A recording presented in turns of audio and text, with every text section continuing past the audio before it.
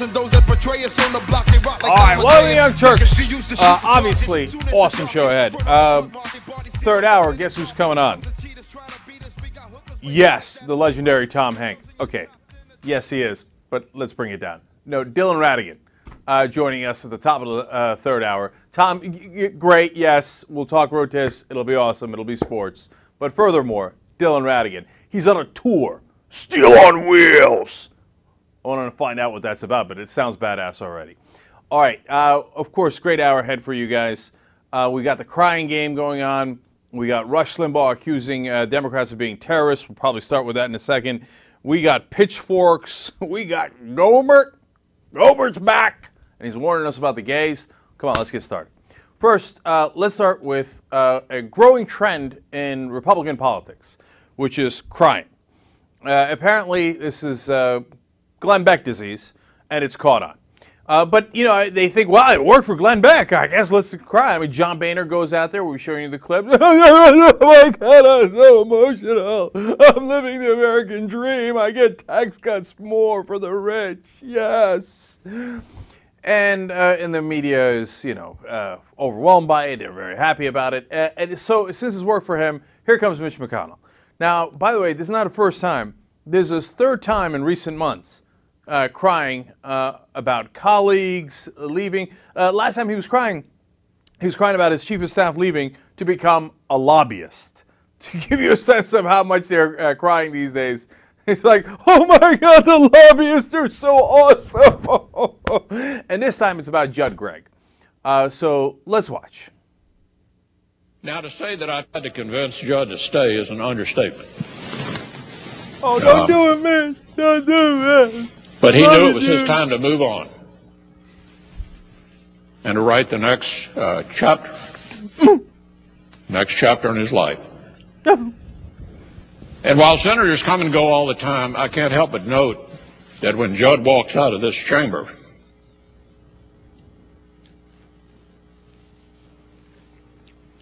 when he walks out of this chamber for the last time,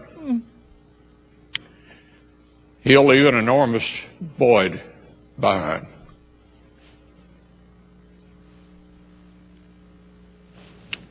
And so I'll close, God, so emotional. old friend and colleague, by saying that you're certainly going to be missed. Now, Greg, remember when we used to sell out to Wall Street together? I'd say, hey, you take the check from JP Morgan, and I'll take the check from Goldman Sachs. And remember, I'd say, all right, you take the oil money, and I'll take the tobacco money. And now you'll be sorely missed. Who else can I sell out to lobbyists with? Oh, right, all of the other Republicans. And most of the Democrats. Okay. Oh, come on. This ain't something. Come on. Like, they have this inflated view of themselves. Like, oh, my God, will the Senate chamber ever be the same after Judd Gregg leaves? Yes. Totally the same. They're just going to bring in a guy who's going to do the same exact thing, which is take lobbyist checks and represent the lobbyists instead of us. Almost nothing will change.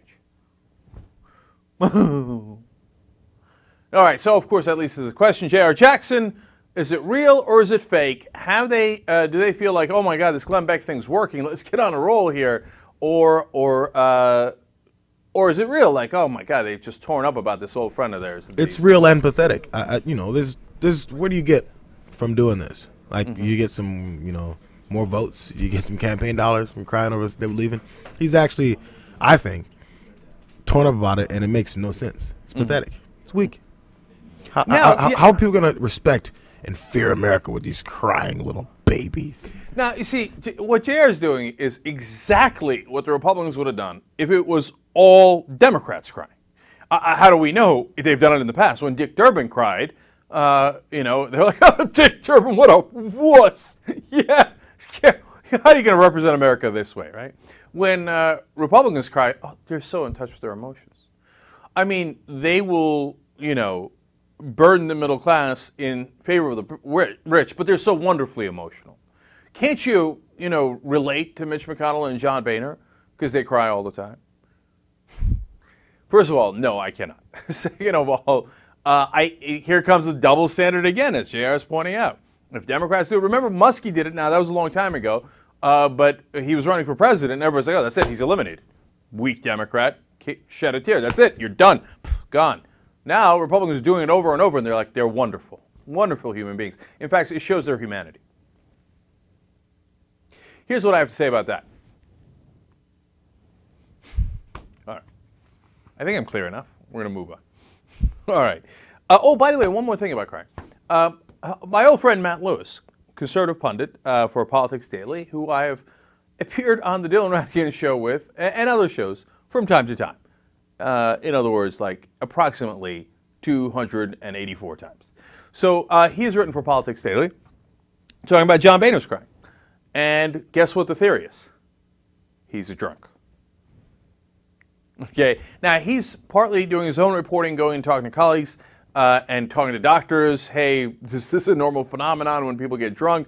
And why is that the case? And doctors say, look, you lose more inhibition when you're intoxicated, and that affects all of your emotions, and you more readily express your emotions, and that might be the reason why. But it's not just that. Then they go and talk to not just liberals on the Hill, of course, but actually conservatives on the Hill.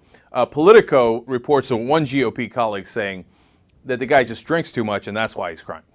Okay? Joe Scarborough mentioned about how John Boehner can be seen at 5 or 6 o'clock at any given bar in Washington, D.C. So it ain't us. It's other Republicans talking about this. And so it turns out we're not alone. The leading theory on why John Boehner keeps crying is because he's drunk. I love you, man. I love you. Okay, now, let me give you a couple of quick updates on the news of the day before we get to Rush Limbaugh and his madness. So, tax cut deal, is it happening? Is it not happening? I know. It's like I'm getting tired of it day in, day out, right? So, here's the unfortunate part. Like, they always keep giving you false hope.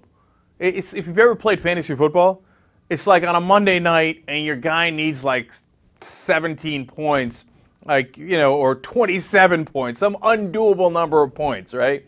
But all of a sudden he got a touchdown in the first half and he's got 80 yards. Oh my God, is he going to do it? And you get that false hope only to have it crushed in the second half and go home and and pull a Mitch McConnell and John Boehner. Like, I thought he was going to get it. Anyway. Random sports analogy. So, so the Senate already passed the the Senate already passed the tax cuts for the rich, etc. That great compromise by Obama, and then it goes to the House, and the Senate, we told you yesterday, keeps saying, "You better pass it right away, you sons of bitches." We're not going to bend on this at all. Now, as we discussed yesterday, I don't believe that at all. I think that if you did a 10% bump on the estate tax, it would almost certainly pass the Senate. They're not going to kill this whole thing. They're not going to kill nearly $1 trillion worth of tax cuts. The Republicans aren't. Obama isn't. None of them are going to do it just for an extra 10% on the estate tax. Okay, that's my theory. I could be wrong, but apparently a lot of Democrats with me on this. They debated a lot of different options for the amendment that they could put onto the bill, and an earlier amendment by a congressman from Oregon got defeated or just lost within the caucus. On the idea of extending the unemployment for the same amount of time that you would extend the tax cuts for the rich. That apparently is not going to happen. So we're down to whether it's going to be the estate tax or nothing at all, right? So different reports out today. First of all, we had a report coming out from the House saying, oh, no. Some Democrats, they're not playing, man. They're really going to go after this thing, and they're going to put the estate tax amendment in there, so it's not 35%, it's 45% after $3.5 million a person, so $7 million per family. Okay, then here come the quotes. Here's House Financial Services Chairman Barney Frank from Massachusetts. When they asked him, hey, do you think that the package will go forward as it already is without any amendments? He said, quote, yes, I do. For one thing, cutting taxes is always popular. At least now it is. So now this is Barney Frank, who was telling you earlier, oh, no, I'm going to fight to some of my bitches and we're going to go get them, et cetera, et cetera. Hey, are you going to even put up a small fight on this one tiny little issue? And the answer is no. And why is the answer? You've got a Democrat parroting Republican talking points saying that tax cuts are always popular. Disaster 101. The Democrats just, look, again, I'm tired of it. I don't know if it's that they suck or it's just this is all a big game on us, right? So the game continues. Chris Van Hollen, Democrat of Maryland, in the Democratic leadership in the House, he says, quote, I think it's fair to say that if that fix is not made, meaning the estate tax fix, and we don't send it back to the Senate, yes, I think my best guess is that it passes on final passage. So meaning, ignore what we're saying. Even if you don't put the amendment in there, and then the Senate sends it back to us and says, piss off, do exactly as we tell you, it's going to pass. We're telling you right now, we're not even going to fight. We will pass it in its entirety without any amendments. Okay, I want you to get an understanding of this, and this is important because it isn't just Obama, okay? It isn't just Harry Reid in the Senate. This disease afflicts all the Democrats. I mean, now we've had some Democrats go out on TV, et cetera, coming out and say, oh, no, they're in the House, we're going to fight, and this is wrong, and I can't believe Obama conceded on this. But get how they won't fight in two different ways, too. And to be fair to the president, it's not just him, I'm telling you. So, first, a very good point is made by the administration, which is, hey, listen, these House Democrats, they've been in charge for the last 4 years.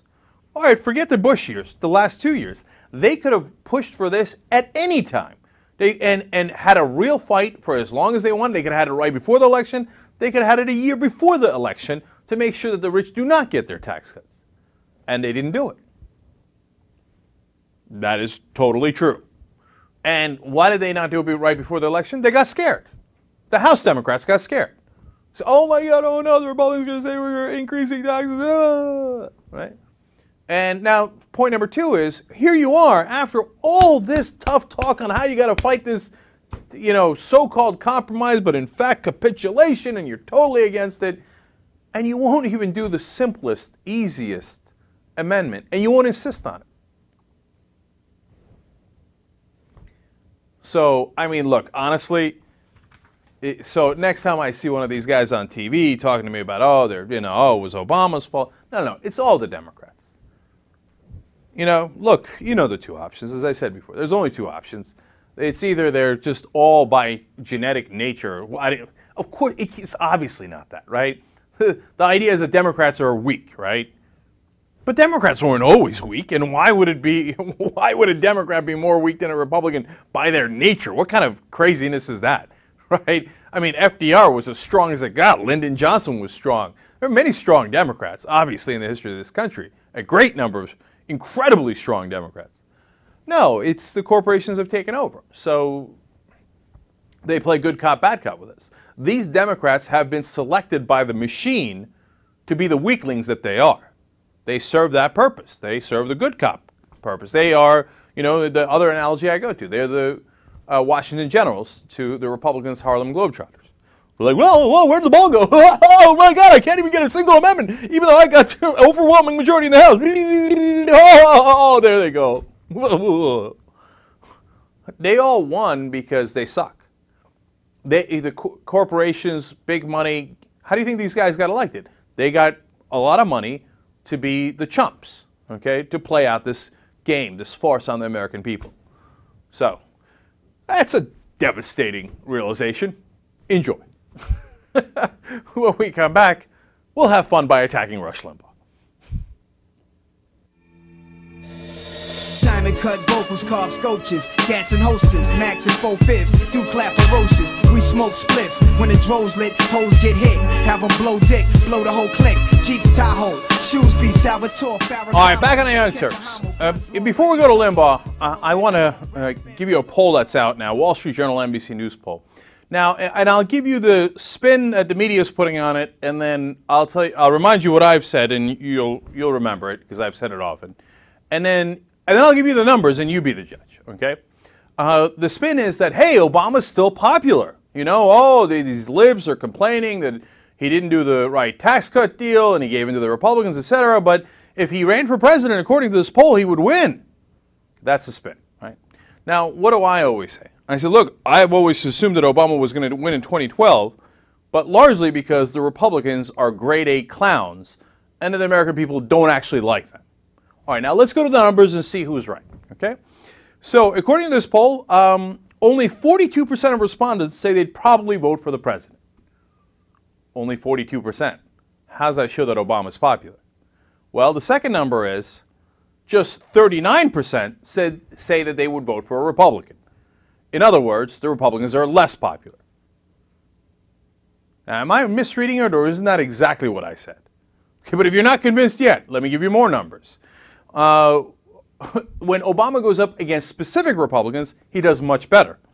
Against Sarah Palin, 55 to 33%. Okay, he's killing her. 22% margin. Why? Is Obama popular? No, only 42% want to reelect him. They said, well, given the choice of Obama or Palin, what am I going to do? Okay, I'll go with Obama. All right, now against others, John Thune, he's beating 47 to 27%. Now that one's not that fair because Thune is not well known at all. So it's hard for him to compete with a guy that everybody knows as opposed to Thune, who very few people know. But Romney does the best against him, but still loses at this point, 47 to 40%. At no point, other than running against Sarah Palin, is the president above 50%. The American people are saying, what do you want me to do? I can't vote for those crazy Republicans, so I guess at this point I'd vote for Obama. I mean, look, maybe I'm wrong, but you see the numbers. What other interpretation is there? JR, am I crazy, or doesn't that seem like exactly what I've been saying? You want me to co-sign? Yeah, sure. Sure. Yes, exactly. Man. Thank you. I got you. Okay, got it. It is true, for real, yeah. I mean, Mitt Romney's up next, right? Yeah. One of these guys is going to come in, but basically that's the situation. Yeah. So, all right, by the way, one other last thing on this Wall Street Journal NBC News poll. Obama, again, similar numbers in the 8 red states that he won. Red, purple states, Montana, Virginia, Minnesota, Wisconsin, Ohio, North Carolina, Missouri, Michigan. These are definitely purple states. So that I'm a little surprised by. Okay, I would have expected that he wouldn't be doing as well in those purple states. He's not doing great, but hanging in there and still beating these Republicans. The guy who's closest to him in all of these different matchups is Mitt Romney. That's why you see the Karl Roves of the world, etc., subtly leaning towards Romney, saying positive things about him. And you see this poll, Karl Rove and all the Republican Party sees this poll too, and that's why they're all, putting a shiv in Sarah Palin's back, because they think she has no chance of winning. And they're very likely right. So, that's your poll. Now, I'm tough on the Democrats. I think that they give in way too much. They're weak, et cetera, a million other things. They're, part of this game that the politicians play on us while they take lobbyists' money. Rush Limbaugh is a little tougher on them, perhaps because he doesn't really use logic. He's going to call them terrible things. But first, he's warming up by explaining how the Democrats only care about power and not the country at all. As you listen to this, think about, this is JR's old theory, which is projection, right? Everything Rush Limbaugh says is almost identical to what he does and what he thinks about the Republican Party. We think, okay? You be the judge. Let's go to clip number 4. We have people who are concerned about the country. Pelosi and Reid couldn't care a whit about the country. Do you really want somebody like that? They don't care, but they care about themselves and their own power, and the country be damned. And that's one of the problems that we have in coming up with counterweights to them. Some people say you need fire to fight fire. They don't care a whit about the country. They care about their party, and they care about their power, and they care about their buddies and all, but they don't care about the Constitution's an obstacle to them. We have people who are concerned about the country. Pelosi and Reid couldn't care a whit about. I mean, ain't that just perfect? I mean, here is Rush Limbaugh, who says he wants the president to fail, okay? So presumably then the country is in worse shape because of his own political interests, accusing the Democrats of doing the same thing. Everything he's thinking in his head about the Democrats, what he wants to do with the Democrats, he projects onto them. right? He says, oh, our problem is we care about the country too much, where these guys are power hungry. That's all they care about is power. Rush would never care about power. All right, but he's just getting warmed up. Now Rush Limbaugh accuses the Democrats of being mobsters. Let's listen. It's like, do we want an Al Capone? Well, oh, do we want an Al Capone? Some people might say, yeah. Right now we take an Al Capone. That's what we're up against. Do we want an Al Capone? Do we want, pick your favorite gangster? I mean, that's what we're really up. We're up against the mafia here. We're up against a mob. Doesn't care about ethics. They don't care about. We got a bunch of J.R. Ewings over here. Once you get past the ethics, the rest is easy. Oh, God, this is Projection 101. Who's J.R. Ewing? Remember J.R. Ewing from Dallas? Is it the Democrats or is it the Republicans from Texas who are in the oil business and who only care about money and power and their own tax cuts? The Democrats are J.R. Ewing? Oh, come on, this is a joke, right? And the Democrats are so tough that they're like Al Capone and the mobsters and the gangsters.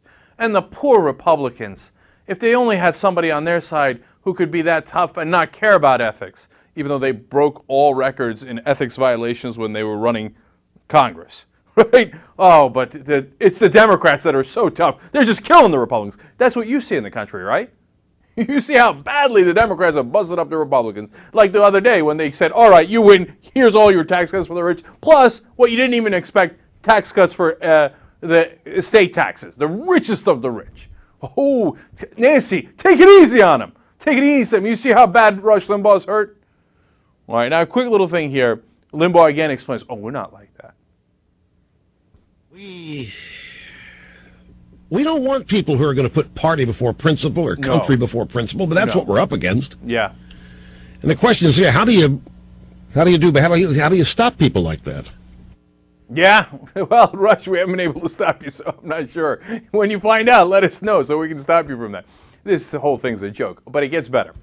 If it wasn't bad enough that he called them mobsters, he's going to call them something much worse now. Let's listen. And it could well be, ladies and gentlemen, that we're fighting the wrong enemy in the Middle East. Maybe the real terrorists that we face are on Capitol Hill. I mean, really, who's doing as good a job to undermine what this country stands for as the terrorists? Stingy Harry, Nancy Pelosi. I mean, look, if they call us hostage takers and gangsters, then why can't we call them what they are? They are terrorists. Well, first of all, they didn't call you gangsters. You just called them gangsters. And second of all, why can't you call them terrorists? Because they're not terrorists. Because they're the opposing political party, and presumably they want something that's good for the country as you want something good for the country, although I don't believe either of that. I think you both want power and money, right? And no, you don't get to call them terrorists. But of course, it's never stopped the Republicans before. Julian Assange, he actually does journalism, finds out what the government is up to, hence he's a terrorist. Huckabee and others have called for his execution. And if you're the opposing political party, you're a terrorist. Now, imagine if during the reign of George W. Bush, a Democrat had called him a terrorist. What do you think would have happened? Holy hell would have rained down on their head. How can you say that? He's the commander-in-chief. How dare you? You un-American, unpatriotic. And then the Democrat would have to come, and he'd have to weep and say, oh, I'm so sorry. And all the other Democrats would be asked, and then the Democrats would say, oh, no, I'm not with that guy. That guy's the worst. You're right, etc. Now, Rush Limbaugh calls Nancy Pelosi Harry terrorist, and what will be the result? Nothing. Republican politicians will continue to go on Rush Limbaugh's program. There will be zero accountability other than what you're watching right now. So enjoy. All right, one last piece of complete irrationality from Rush to finish the segment. He explains how the Democrats are suiciders. They certainly seem suicidal. Look at what they're doing. Look at what they did. They knew they were going to get shellacked in this election, and they did it. They knew they were going to lose. And they want to take us with them. Now, let's talk about how awesomely irrational that is. So wait, if they put their principles above the politics, they knew they were going to lose. Bad politics. It was going to hurt them. They were going to lose power. They were going to lose their seats. But yet they did that anyway because of their principles. How would that prove your case that they put politics above principles or politics above country? Wouldn't that prove the opposite? But Rush has this great advantage that his audience doesn't care about logic. So they're like, oh, yeah, they totally put the principles above and the country above politics, and they lost, and they committed suicide. That's why they just absolutely son of a bitch politicians. All they care about is their own power. You just admitted they don't care about their own power, that they willingly lost the elections for something that they thought was good for the country. I don't know why I try to reason with them. Okay. God, if you're a Rush Limbaugh listener, I just feel so sad for you. Okay. Now, speaking of lack of logic, we go to Fox News. Remember yesterday, Megyn Kelly on the warpath saying these Democrats are starting class warfare. I mean, it's so bad that they're talking about grabbing pitchforks, which, by the way, is not necessarily true at all, but let's let her make the case. We heard Senator Claire McCaskill of Missouri saying basically it's time to bust out the pitchforks in the wake of this tax situation on Capitol Hill. So the question is this class warfare, and how do we get to this point? Well, last week a U.S. senator called for people to take up pitchforks, essentially going after the rich. Someone in Massachusetts may have been listening. New details just ahead on what could be a serial arsonist who may have some issues with people owning big homes. All right, so the arsonist is the fault of the Democratic senators who are basically calling for pitchforks. So that's her rough connection to something that happened over there, because the right wing has never led to violence. Her colleague at Fox News Channel who said, hey, the Tides Foundation is going to destroy the country. Somebody should do something about it. And then somebody goes to murder everybody at the Tides Foundation. That literally happened. No, there's no connection there. Look away. But there's an arson somewhere. And Claire McCaskill said something basically about pitchforks. But at least this is what I get from Megyn Kelly. Senators talking about grabbing pitchforks is unacceptable. Let's listen to John McCain on Fox News Channel.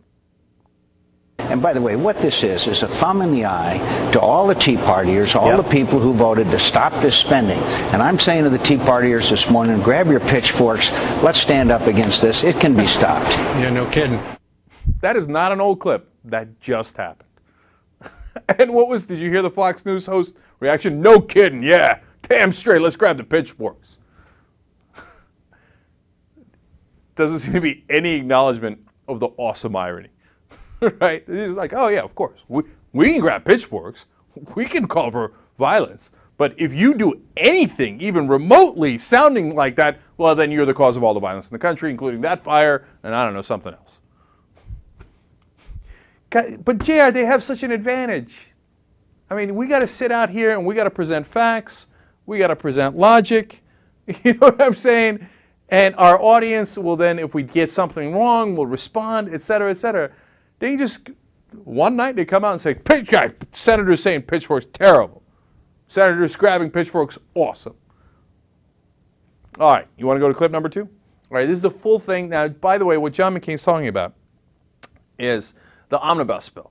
The omnibus bill is the overall budget, basically, to simplify it. And it's got some earmarks in it, which his Republican colleagues put in there.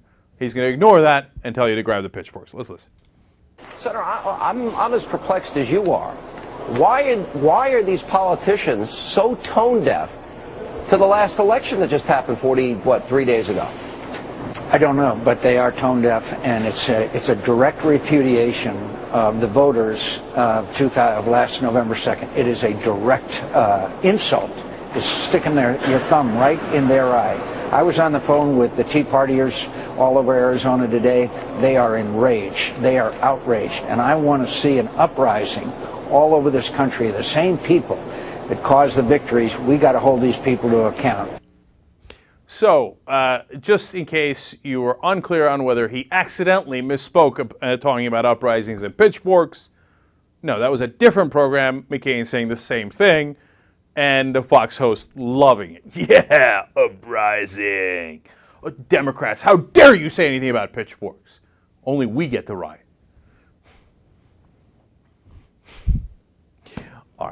They make it too easy on me. Let's take a quick break here. Let's come back with Gomer and why the gays might destroy America.